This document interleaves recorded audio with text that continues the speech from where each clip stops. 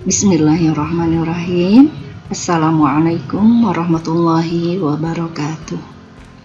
Sahabat fillah, alhamdulillah pada kesempatan ini insya Allah kita akan menjelaskan tentang bagaimana cara mengisi pengelolaan kinerja bagi kepala sekolah di PMM atau Platform Merdeka Mengajar, di mana hal itu sudah rilis ya sejak tanggal 15 Januari tahun 2024. Langkah pertama yang kita lakukan adalah membuka PMM dengan menggunakan akun Belajar ID Bapak Ibu semua. Nah, di sini ada fitur pengelolaan kinerja, kita klik. Nah, di sini ada periksa. Nah, di sini nanti kita itu digunakan untuk memeriksa tentang guru ya, yang sudah mengajukan atau yang belum mengajukan tentang RHK di semester ini.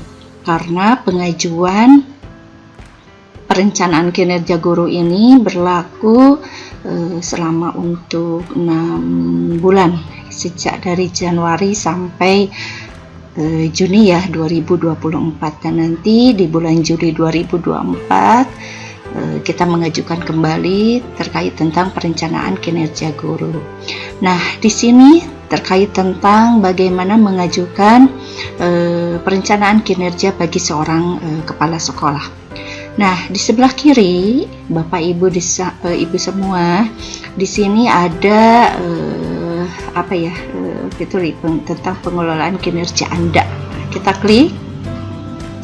Nah, setelah kita klik, lalu kita klik mulai. Nah, di sini kita akan melihat data diri Bapak Ibu semua. Jika ini dirasa sudah sesuai, nanti kita klik data sudah sesuai. Jika data ini misalkan ada hal ketidaksesuaian, maka nanti klik edit. Nah, di sini data saya di sini sudah benar ya Bapak Ibu, jadi saya klik data sudah sesuai. Pastikan nih pangkat jabatan satuan pendidikan itu betul-betul benar ya. Data sudah sesuai, kita klik. Nah, apakah data diri Anda sudah benar? Jika ini sudah benar, kita klik data sudah benar.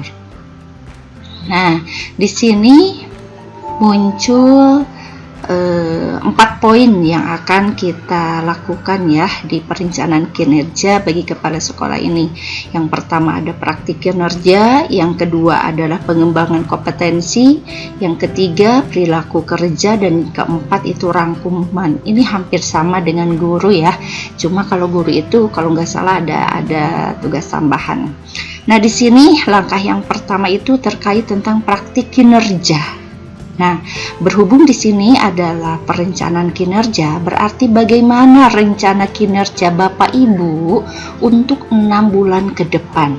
Nah, di sini pilihlah indikator untuk menjadi fokus peningkatan kinerja Bapak Ibu semua berdasarkan rapat pendidikan yang sudah kita unggah ya sebelumnya.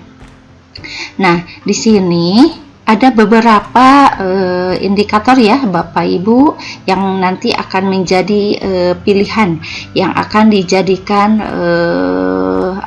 fokus untuk peningkatan kinerja Bapak Ibu selama 6 bulan ke depan. Di sini ada tentang mempresentasikan visi misi sekolah, ada indikator mempresentasikan program sekolah, atau mungkin menceritakan praktik baik kepemimpinan pembelajaran, memandu perencanaan pembelajaran, refleksi, aktivasi ya, terus siklus peningkatan refleksi. Nah, di sini disesuaikan dengan apa yang akan menjadi fokus peningkatan kinerja Bapak Ibu selama 6 bulan ke depan ya. Nah, di sini misalkan saya akan misalkan di sini saya akan memfokuskan tentang mempresentasikan visi misi. Ini misalkan ya. Nah, silakan kalau Bapak Ibu mau tentang memandu perencanaan pembelajaran, silakan. Mau tentang refleksi pengelolaan kurikulum sekolah, silahkan. Itu tergantung Bapak Ibu semua ya, yang akan dijadikan fokus peningkatan kinerjanya di mana. Nah, setelah kita pilih salah satu indikator yang ada di sini, ini sudah berdasarkan rapat pendidikan masing-masing lembaga ya. Nah, selanjutnya kita klik ke pengembangan kompetensi. Nah, setelah ke pengembangan kompetensi, nah di sini ada beberapa RHK atau rencana hasil kerja yang bisa Bapak Ibu pilih. Nah, di sini total poinnya itu adalah 32 poin minimal ya. Nah, diharapkan ini minimal 32 poin ini per semester untuk memenuhi ekspektasi atasan. Nah, jika kurang itu nanti bisa didiskusikan dengan atasan ya. Kalau kepala sekolah itu rata-ratanya biasa atasannya itu kepala dinas pendidikan ya. Nah, jika lebih ekspektasi atasan akan semakin lebih baik. Nah, jadi misalkan nanti ini targetnya rencananya 32 tapi nanti realisasinya lebih dari 32, itu akan semakin lebih baik. Nah, terkait pengembangan kompetensi, ini yang pertama di sini ada RHK ya, rencana hasil kerja. Nah, silakan Bapak Ibu klik. Nah, di sini ada beberapa pilihan ya. Ada yang mulai dari 4 poin, ada 8 poin, nah ada 12 poin, bahkan ada yang 36 atau 128 poin ya. Nah, itu. Nah, ini bisa Bapak Ibu pilih sesuai dengan apa yang akan Bapak Ibu fokuskan di 6 bulan ke depan.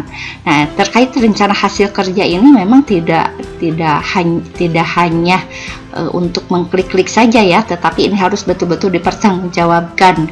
Sekiranya untuk 6 bulan ke depan nih, misalkan RHK yang mana yang Bapak Ibu pilih ini bisa nggak dilaksanakan selama 6 bulan ke depan. Ada di sini kuncinya adalah 32 poin. Baik, di sini misalkan terkait yang 36 poin, meningkatnya kinerja satuan pendidikan dan atau peningkatan karir kepala sekolah melalui penggerak komunitas belajar. Nah, itu mengadakannya minimal 3 kegiatan. Nah, itu poinnya 36 poin. Jika dirasa ini cocok dan bisa dilakukan, silahkan klik ya indikator ini. Terus yang kedua, meningkatnya kinerja satuan pendidikan atau peningkatan karir kepala sekolah melalui peraih pengakuan atau penghargaan terhadap kompetensi dan kinerjanya dalam berbagai wadah atau ajang. Ini boleh juga disesuaikan ya Bapak Ibu semua. Di sini misalkan meningkatnya kinerja satuan pendidikan atau peningkatan karir kepala sekolah melalui narasumber. Nah, bagi Bapak Ibu yang sering dijadikan narasumber untuk berbagi praktik baik, bolehlah ya, boleh nih dijadikan ini sebagai pilihan RHK Bapak Ibu. Misalkan saya klik ya. Nah, ini berarti nanti Bapak Ibu bertugas untuk menjadi narasumber tentunya untuk 6 bulan ke depan. Nah, sekiranya menjadi narasumber untuk berbagi praktik baik. Nah, praktik baik yang terkait tentang implementasi kurikulum merdeka atau terkait tentang perencanaan berbasis data ya Bapak Ibu semua. Nah, misalkan ini menjadi narasumbernya, misalkan mau di komunitas belajar, baik itu melalui KKG gitu ya, atau melalui apa istilahnya kegiatan-kegiatan lain, itu boleh ya. Nah, ini itu apa istilahnya poinnya 8 poin. Misalkan satu kegiatan. Nah, ini tentang IKM, narasumber menjadi tentang perencanaan berbasis datanya misalkan 1 kali lagi. Jadi ada 2 kali narasumber, berarti di sini Bapak Ibu ada 2 kegiatan gitu ya. Ada 2 kegiatan menjadi narasumber, berarti ini poinnya adalah 16 poin. Oke. Ini kita cek di sini kurang 16 poin lagi. Oke, klik tambah lagi. Nah, selain RHK yang tadi, misalkan Bapak Ibu pilih lagi kira-kira apa ya? Misalkan melalui penyusunan cerita praktik baik, itu juga bisa ya. Terus misalkan ini ya, yang misalkan yang apa? Meningkatnya kinerja karir melalui partisipan observasi praktik pembelajaran. Nah, itu boleh ya Bapak Ibu. Misalkan Bapak Ibu kan kalau kepala sekolah itu apa istilahnya suka melakukan supervisi ya terhadap pembelajaran yang dilakukan oleh guru. Nah, itu bisa dijadikan pilihan RHK Bapak Ibu semua. Nah, ini juga, ini sebenarnya banyak ya pilihan-pilihan, silahkan Bapak Ibu apa istilahnya dipilih ya. Misalkan tadi saya ini ya yang menjadi, nah ini misalkan 2 kegiatan dilakukan. Nah, ini target kuantitas itu silahkan Bapak Ibu sesuaikan. Jika misalkan RHK ini hanya bisa dilakukan 1 kegiatan, ya 1 kegiatan gitu ya. Kalau misalkan ini menjadi supervisi atau menjadi partisipan dalam observasi praktik pembelajarannya hanya dilakukan 1 kali, ya berarti 1 kegiatan di target kuantitasnya. Jadi ini silakan Bapak Ibu tinggal memilih. Yang terpenting di sini total poinnya sudah terpenuhi minimal 32 poin. Nah, setelah ini semua terpenuhi ya terkait rencana hasil kerjanya, kita lanjut ke langkah ketiga, yaitu ke perilaku kerja. Nah, di perilaku kerja di sini kita itu targetnya adalah tentang perilaku berakhlak ya, berakhlak, yaitu berorientasi pelayanan, akuntabel, kompeten, harmonis, loyal, dan adaptif dan kolaboratif, berakhlak ya. Ada 7 perilaku ya, ada 7 perilaku yang dikembangkan. Nah, contoh di sini adalah berorientasi pelayanan. Silahkan Bapak Ibu pilih perilaku apa yang paling Bapak Ibu fokuskan di tahun ini gitu ya. Jadi berorientasi pelayanan terkait perilaku ini, kira-kira sikap apa nih, perilaku apa nih yang akan difokuskan untuk tahun ini, yang akan dibenahi, yang akan dikuatkan gitu ya terkait perilaku ini. Misalnya memahami kebutuhan guru, tenaga kependidikan, orang tua dan masyarakat atau dunia kerja, boleh. Atau misalkan yang kedua pilihannya yaitu bersifat ramah kepada peserta didik, guru, tenaga kependidikan, itu boleh. Terus yang ketiganya melakukan perbaikan terus-menerus terhadap kompetensi dan perilaku kerjanya, itu boleh. Misalkan saya pilih nomor 2 nih, bersifat ramah pada peserta didik, guru, tenaga kependidikan, misalkan ya istilahnya untuk menjajaki suasana yang nyaman, kondusif gitu ya, penuh dengan kekeluargaan, misalnya seperti itulah. Nah, selanjutnya Bapak Ibu sebelum ke perilaku yang kedua yaitu akuntabel ya. Nah, di sini indikator perilaku Ibu Bapak misalkan sudah ditentukan ya, sudah kita pilih. Nah, lalu perwujudannya seperti apa? Ketika kita mau memfokuskan perilaku tentang bersikap ramah kepada peserta didik, nah itu berarti perwujudan perilakunya kira-kira mau seperti apa? Apakah dengan menuntaskan semua pekerjaan, mengucapkan salam dan sapa dengan sikap ramah, mengomunikasikan informasi yang akuntabel dan akurat? Nah, kira-kira mana ya nih yang sangat cocok, yang berhubungan dengan indikator perilaku? Nah, misalkan ini ya, mengucapkan salam dan sapa dengan sikap ramah. Nah, jadi saya sebagai kepala sekolah dengan perilaku yang ingin saya fokuskan di tahun ini, yaitu dengan meningkatkan sikap ramah seorang kepala sekolah kepada peserta didik, guru, tenaga kependidikan, orang tua, pokoknya pihak sekolah gitu ya. Misalkan, nah itu dengan membiasakan mengucapkan salam dan sapa dengan sikap ramah ya, artinya nanti PR gitu ya bagi kita untuk senantiasa membiasakan ini gitu ya, mengucapkan salam, menyapa yang tentunya dengan sikap ramah. Nah, itu seperti itu ya. Jadi di sini bukan hanya sebagai pilihan-pilihan saja ya Bapak Ibu, tetapi ini adalah targetan kita untuk melakukan suatu perubahan dalam diri kita terkait tentang fokus perilaku di tahun ini. Selanjutnya yaitu perilaku tentang akuntabilitas ya. Nah, di sini misalkan apa nih perilaku yang akan ditonjolkan, yang akan kita lakukan, benahi dalam tahun ini. Misalkan melaksanakan tugas dengan jujur, bertanggung jawab, cermat, disiplin, dan berintegritas tinggi, atau memanfaatkan sumber daya satuan pendidikan, atau tidak menyalahgunakan kewenangan jabatannya demi keuntungan pribadi. Ini silakan gitu ya. Contohnya lagi, misalkan saya di sini nih, melaksanakan tugas dengan jujur, bertanggung jawab, cermat, disiplin, dan berintegritas tinggi. Nah, setelah kita fokuskan perilaku yang akan kita lakukan, lalu perwujudannya seperti apa? Apakah dengan memenuhi janji dan komitmen terkait pekerjaan, melaksanakan pekerjaan sesuai dengan ketentuan, bertanggung jawab atas hasil kerja yang dilakukan dan bersedia dievaluasi, atau menolak segala bentuk gratifikasi. Kira-kira nih yang berhubungan dengan melaksanakan tugas dengan jujur, bertanggung jawab itu seperti apa? Nah, contoh ya, kalau ini nih misalkan memenuhi janji dan komitmen terkait pekerjaan. Nah, seperti itu ya Bapak Ibu, ini sebagai gambarannya tentang bagaimana mengisi perilaku kerja. Dan ini diisi ya Bapak Ibu, mulai dari perilaku nomor 1, nomor 2, nomor 3 kompeten, 4 harmonis, 5 loyal, 6 adaptif, dan yang ke-7 kolaboratif. Itu silahkan diisi ya Bapak Ibu. Ini sebagai contohnya saja ya. Ini biar cepat. Nah, ini sebagai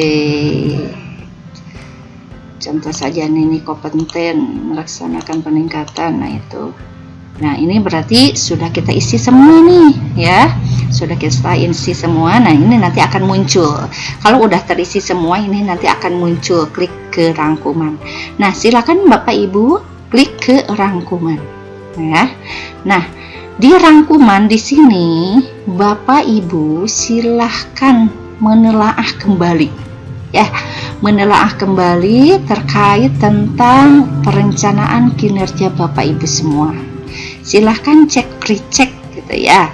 Yang pertama itu yang tadi di hasil kerja utamanya ya, ada tentang meningkatkan praktik kinerja kepala sekolah melalui observasi kinerja yang berfokus pada presentasi visi dan misi. Nah ini ya, itu sudah muncul. Terus tentang rencana hasil kerja, tentang peningkatan kompetensinya seperti apa yang mau ditargetkan. Terus terkait perilakunya ya, terkait perilakunya. Nah ini bahkan di sini sudah muncul ya, bukti dukung. Nah, berarti ini nanti yang akan dijadikan sebagai bahan atau bukti dukung tentang terlaksananya rencana hasil kerja Bapak Ibu semua gitu ya. Nah, misalkan tadi terkait tentang mempresentasikan visi dan misi, berarti bukti dukungnya nanti yang harus dikumpulkan oleh Bapak Ibu semua yaitu tentang hasil penilaian observasi kinerja kepala sekolah ya. Terus misalkan yang kedua itu tadi menjadi menjadi narasumber berbagi praktik baik tentang IKM atau tentang PBD, perencanaan berbasis data.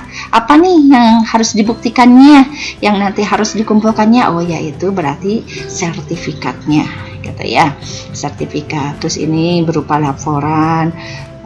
Ini terkait menjadi observer ya di praktik pembelajaran, berarti bukti dukungnya bukan sertifikat, berarti laporan hasil observasinya seperti apa. Terus ini terkait tentang KWSP. Nah itu ya, ini sudah dijelaskan gitu, tentang bukti dukung apa nih yang harus ada. Nah setelah itu baru Bapak Ibu klik kumpulkan ya, Bapak Ibu klik kumpulkan. Nah, jika muncul seperti ini, nah silakan nanti Bapak Ibu tinggal klik kumpulkan. Jika apa yang ada dalam rangkuman itu sudah betul-betul sesuai gitu ya, sudah fix.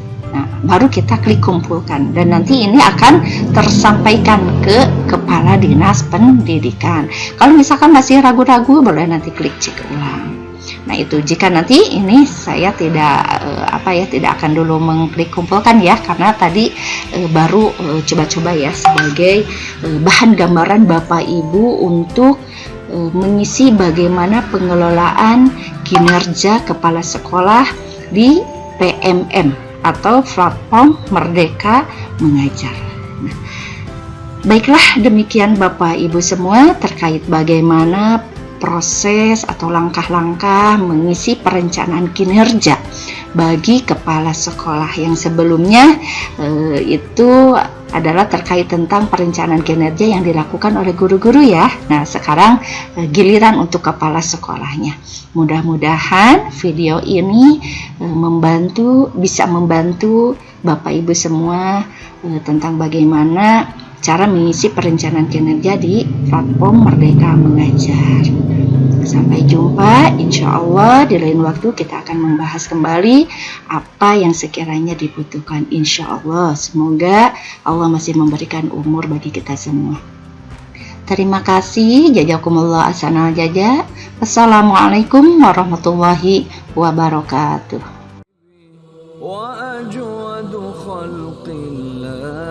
صدرا ونائلا وأبسطهم كفا على كل طالب